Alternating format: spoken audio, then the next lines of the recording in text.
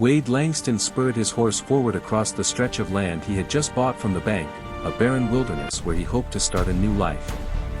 Quiet and untouched by the shadows of war. But as he crossed the last low ridge, he suddenly yanked the reins tight, his heart seemed to stop. In the vast emptiness ahead, 7 bodies hung suspended from tall wooden posts. Under the pale sunlight, the ropes were drawn taut, swaying gently in the wind as if mocking life itself. Wade leapt from his saddle and sprinted forward. As he got closer, he realized what made his blood run cold. They were still alive. A trembling hand reached up toward the sky. Pale lips parted slightly, pleading for help. Wide eyes flickered with the last glimmer of hope. "Oh God!" Wade rasped, pulling out his knife. He climbed onto the rickety wooden frame and slashed at the ropes frantically. The first body dropped to the ground with a weak, rattling breath. The second one was still breathing. The third had a pulse, all 7 of them still alive. As he cut the final rope, an Apache woman opened her eyes and looked up at him, her cracked lips trembling into a whisper. "They have not won yet." Wade knelt beside the nearest woman, his hand trembling as he pressed his ear close to her mouth. Her breath was faint, like a flame flickering in the wind, but it was still there. He quickly loosened the rope around each of their necks, checked their pulses, then lifted their limp bodies one by one onto his wagon. There was no time to think, no time to be afraid. Only one truth remained. If he hesitated, those 7 lives would vanish forever. The journey back to the ranch felt longer than any day before. Cold wind bit at his face. Red dust coated his clothes, and the faint moans from the back of the wagon squeezed his heart with every mile. By the time he arrived, Wade was no longer just a rancher checking on his land. He had become the bearer of 7 souls caught between life and death. He lit a fire, boiled water, and tore cloth into makeshift bandages. His hands, once familiar with holding a rifle, now fumbled as they touched the bruises on their necks, wiping the dried blood from their bound wrists. Some remained unconscious, others twitched slightly as the warmth began to return to their bodies. "Hang on. You are going to live," Wade murmured, unsure if he was speaking to them or to himself. As the sun dipped behind the mountains, their breathing began to steady. A young woman with long black hair opened her eyes first. Those eyes, deep, sorrowful, and filled with pain, rested on Wade's face. "Who are you?" she asked, her voice like wine through a canyon. "I am the new owner of that land," Wade replied. "What happened to you?" She did not answer right away. Instead, she tried to sit up, her gaze falling to the scratches on her wrist.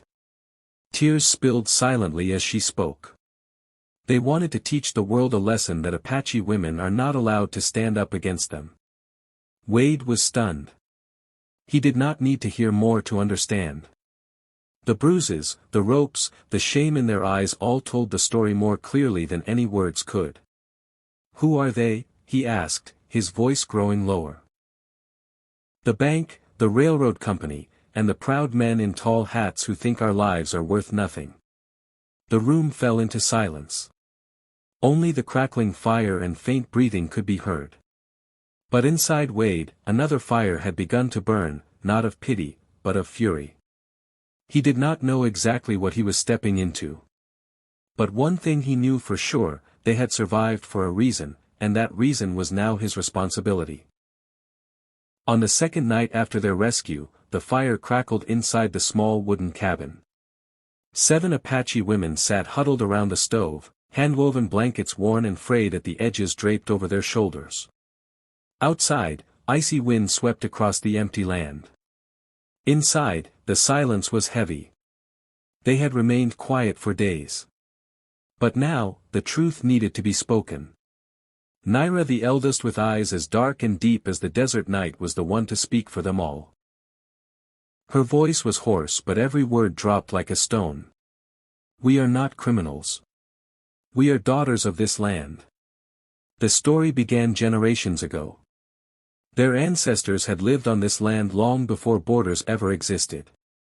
In the year 1851, the tribe signed a treaty with the government, recognizing the land of Red Mesa as their traditional and non-transferable territory. They built homes, planted crops, raised livestock, and lived in peace until the white settlers began arriving in search of silver and railroad routes. They came with papers and smiles, Naira said, her eyes fixed on the flames. But when we refused to sell, the smiles vanished. Frontier Bank and the railroad company began their campaign. They declared the treaty no longer valid, hired gunmen to raid their cattle pens, poisoned their water supply, and burned dozens of huts to force the tribe off the land. When the Apache people protested, the local authorities already bought and paid for accused them of occupying public land and obstructing progress. We organized resistance, Naida continued. No weapons, no violence. We built fences around our ancestral land, raised the tribal flag, and sent letters requesting meetings with officials, but they never responded. Instead, they sent soldiers. One night, before the moon had even risen, soldiers and hired guns surrounded the village.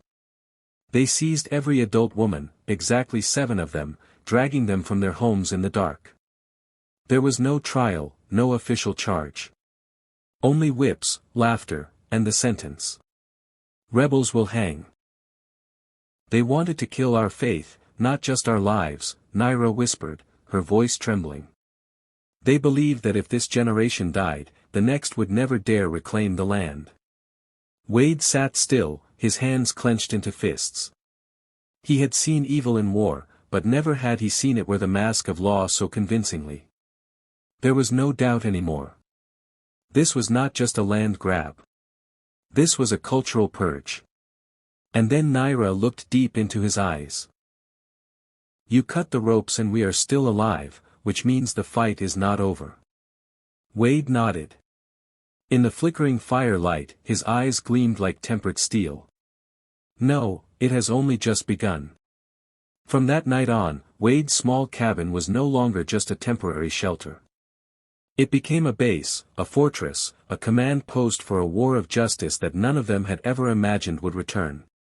Wade began investigating the way a man trained by the military would quietly, patiently, and methodically.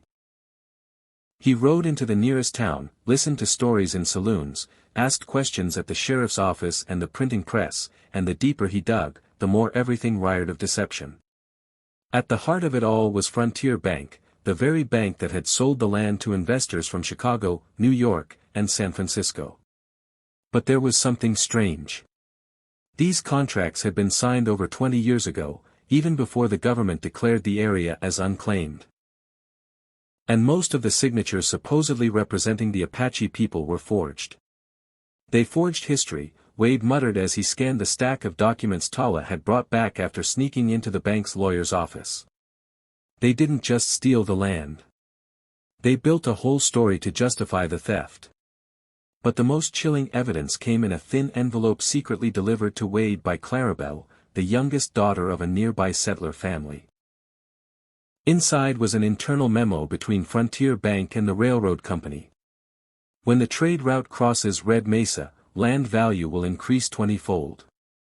Indigenous relocation must be completed before Q4 of this year.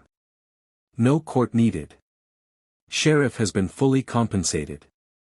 Wade laid the letter on the table. The room fell silent. The eyes of the Apache women bore into the page as if they could set it ablaze with their fury. They want to wipe out the entire tribe, Naira said, her voice barely above a whisper. Not for land, but to erase our very existence. Then we will show the world that they cannot. Wade replied, his eyes burning bright. But to do that, we need the one thing they fear the most. The truth. They began gathering everything they could, a copy of the 1,851 treaty Tala had kept, testimonies from settlers who witnessed the arrests, and a list of illegal land transactions carried out by Frontier Bank. Alun and Roya visited every farmstead, convincing villagers to sign a petition of protest. Sanaa and Takaina searched for surviving Apache elders to provide their testimony.